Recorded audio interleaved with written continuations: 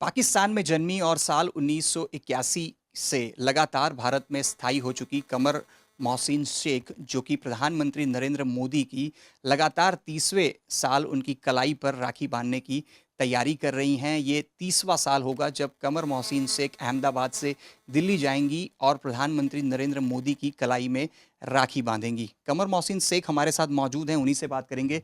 Ma'am, 29 सालों से आप प्रधानमंत्री की कलाई में राखी बांधती रही हैं। बीच में कोरोना के 3 साल थे, आप जा नहीं पाए, पर आपने राखी भेजी। साल होगा जब आप राखी लेकर दिल्ली जाने की तैयारियां कर रही हैं। क्या विशेषता है इस बार की राखी में? पहले तो आप सभी लोगों को मेरा बहुत सारा नमस्कार और रक्षाबंधन की शुभकामनाएँ। मेरी राखी तब स्पेशल होगी जब मैं अपने भैया के हाथ पर जाके ये राखी बांधूँगी। ये राखी मैं हमेशा खुद तैयार करती हूँ, क्योंकि इसमें जो प्रेम होता है, इसका एक-एक जो मोती है, एक-एक चीज़ें जो मैं इसमें लगाई हैं, देखिए आप देख सकते हैं। ये इसमें मैंने पर्ल लगाए हैं और ये बीड्स लगाए हैं, मोती लगाए हैं, टिकी लगाई है और ज़रदोज़ी वर्क इसके ऊपर ये लगाया है। तो मुझे जो है हर बार मैं कम से कम 10-15 राखी तो बनाती हूँ, जो उसमें मुझे सबसे अच्छी लगती है, वो राखी मैं उनके लिए लेकर जाती हूँ और उस मेरे हाथ की बनाई हुई राखी को स्पेशल पर्सन मेरे भाई मोदी जी के हाथ पर जब मैं बांधती हूँ, तो मैं चाहती हूँ कि वो राखी भी स्पेशल होनी चाहिए, उस जैसी कोई राखी नहीं होनी चाहिए। इसलिए ये सब तैयारी मैं अपने आप करती हूँ, खुद बनाती हूँ। जब हम आपसे बात करते हैं तो लोग ये जानने के लिए उत्सुक होते हैं कि कैसे आपका संपर्क प्रधानमंत्री नरेंद्र मोदी जी से हुआ, क्योंकि 30 सालों की बात है। साल 1981 के पहले आप पाकिस्तान के कराची में रहा करती थी, आपका जन्म भी वहीं हुआ, लेकिन उसके बाद से आप भारत आए। कैसे प्रधानमंत्री से आपका संपर्क हुआ और उसके बाद किस तरह से ये भाई बहन का जो एक अटूट बंधन है वो अभी तक प्रधानमंत्री और आप निभाते जा रहे हैं? अ, मेरे हस्बैंड जो हैं वो चित्रकार हैं, पेंटर हैं। तो वो जो भी पेंटिंग बनाते थे, तो उसका एग्ज़िबिशन हम लोग दिल्ली में जाकर करते थे। दिल्ली में ही तकरीबन 35-38 साल हुए होंगे, इतने साल पहले उनसे मुलाकात हुई थी। और पहली बार जब उनसे मैं मिली थी, तो उन्होंने मुझे पूछा था, कैसी है बहन? जब उन्होंने मुझे बहन कहा, तो इतना मुझे अच्छा लगा, क्योंकि मेरा कोई बहन-भाई नहीं है और मुझे पहली बार किसी ने ये पूछा, कैसी है बहन? तो मुझे बहुत अच्छा लगा।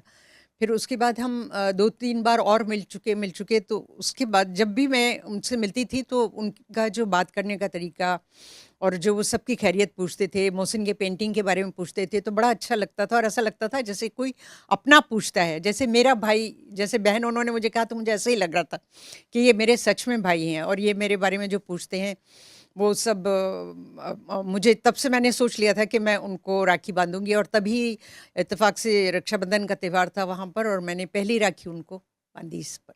अच्छा, कोई ऐसी मुलाकात जिसको आप आज तक के दर्शकों के साथ शेयर करना चाहें? क्योंकि हमने ये भी सुना है कि आप ने राखी जब बांधी थी तब दुआएं भी प्रधानमंत्री के लिए मांगी थी। क्या थी वो दुआएं और अ, अब क्या दुआएं मांगेंगी? क्योंकि आपकी दुआएं कहा जाता है कि उनके लिए सच भी साबित होते गई समय के साथ साथ। मैं तो ये नहीं समझ सकती कि मेरी दुआएँ ज़रूर कबूल होती होगी, छोटा-सा एक हिस्सा होगा उसका। लेकिन वो जो आज यहाँ तक पहुँचे हैं, एक कार्यकर्ता से लेके आज वो प्रधानमंत्री बने हैं, वो अपनी काबिलियत से बने। लेकिन मैं अपने दिल में हर बार खुश होती हूँ कि मैंने ये कहा था इसलिए हो गया। तो पहली जब मैंने उनको राखी बाँधी थी, तो मैंने उनसे ये कहा था कि 2-3 बार मिल गए थे, तो काफ़ी अच्छी तरीके से हमारी बातचीत होती थी। तो मैं कहती थी उनको कि भैया, मैं आपके लिए दुआ करती हूँ कि आप गुजरात के सीएम बने। तो वो हँसते थे, ऐसे कहते थे कि नहीं, नहीं, मेरा ये काम ही अच्छा है, मैं यही करूँगा। फिर इत्तेफ़ाक की बात है, इलेक्शन हुए और वो सीएम बने, तब मैं पहली राखी जब उनको बाँधने के लिए गई, तो मैंने उनसे बाकायदा यही कहा, मैंने कहा भैया मेरी दुआ कबूल हो। बड़ी खुश थी उस दिन मैं कि मैं उनसे जाकर ये कहूँगी कि मेरी दुआ कबूल हो गई, आप सीएम बन गए। तो वो भी बहुत हँस रहे थे। मैंने कहा, पूछने लगे कि अब क्या दुआ माँगेगी? मैं सीएम बन गया तो मैंने कहा, अब मैं आपके लिए दुआ करती हूँ कि आप हिंदुस्तान के पीएम बने। फिर वो ज़ोर से हँसे, बोले हाँ, ऐसे बोला, तेरी सारी दुआएँ कबूल हो जाएँगी। मैंने कहा जी भैया, मेरी होगी। फिर जितनी बार वहाँ रहे, मैं उतनी बार जाकर उनको राखी बाँधती थी और हर वक़्त दुआ भी करती थी मैं उनके लिए कि वो पीएम बने और अल्लाह ने शायद मेरी दुआ थोड़ी-सी कबूल की और पीएम भी बने वो। फिर उसके बाद मैं जब राखी बाँधने के लिए गई, तब मैंने उनसे बोले अब क्या दुआ करेगी? मैंने कहा, अब मैं ये कहूँगी कि आप पूरे वर्ल्ड पर राज करें। तो आप देख ही सकते हैं कि पूरे वर्ल्ड पर उन्होंने राज किया है और कर रहे हैं।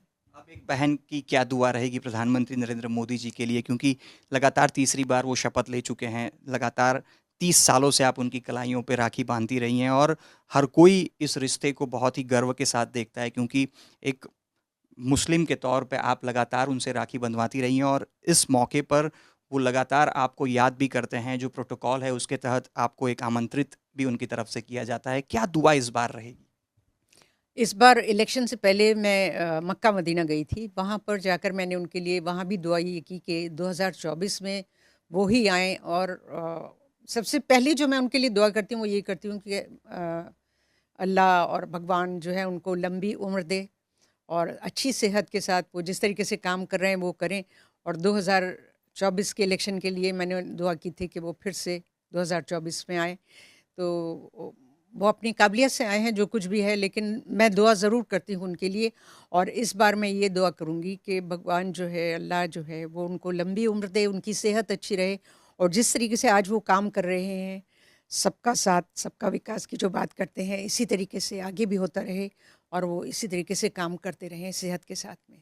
अच्छा, आप कब दिल्ली जा रहे हैं और इस बार भी जब आपकी मुलाकात होगी रक्षाबंधन के दिन, क्या बातचीत कुछ सोचा है, क्या बातचीत करेंगी? क्योंकि लंबे समय से और कई सारी बीते सालों की कुछ यादें भी होंगी, अगर कुछ साझा करना चाहें। हर बार मैं वैसे तो 19 तारीख को रक्षाबंधन है, मैं 18 तारीख को जाने वाली हूँ क्योंकि सुबह में वो प्रोग्राम होता है। तो मैं 18 तारीख को जाऊँगी और 19 को रक्षाबंधन है।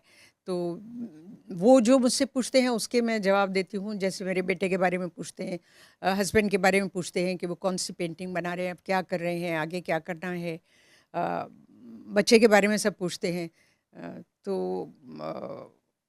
जो भी वो पूछते हैं उसका मैं जवाब देती हूँ। उनकी सेहत, उनकी तंदुरुस्ती के बारे में मैं पूछती रहती हूँ और उनके लिए उस वक़्त भी दुआ करती हूँ कि भगवान उनको लंबी उम्र दे और अच्छी सेहत रहे उनकी और पूरे हिंदुस्तान का जिस तरीके से अभी वो सँभाल रहे हैं, इसी तरीके से सँभालते रहें। तो कमर मोहसिन शेख जो कि लगातार 30 सालों से प्रधानमंत्री की कलाई पे राखी बांधती रही हैं, ये 30वां साल होगा जब वो जाने की दिल्ली तैयारी भी कर रही हैं और दुआ कर रही हैं प्रधानमंत्री नरेंद्र मोदी की लंबी सेहत, लंबी आयु के लिए। और जिस प्रकार से उनका भी कहना है कि ये एक भाई बहन का लंबा रिश्ता है। 1981 के बाद से वो भारत में स्थायी हुई। उसके बाद जब प्रधानमंत्री नरेंद्र मोदी आरएसएस संघ के अंदर एक सामान्य कार्यकर थे, तब से उनके संपर्क में वो आई और ये भाई बहन का जो रिश्ता है लगातार 30 साल से उन दोनों के बीच दिखाई पड़ रहा है और हर कोई यही चर्चा करता है कि ये रिश्ता शानदार है। कैमरा पर्सन साइद आलम के साथ अतुल तिवारी, आज तक, अहमदाबाद।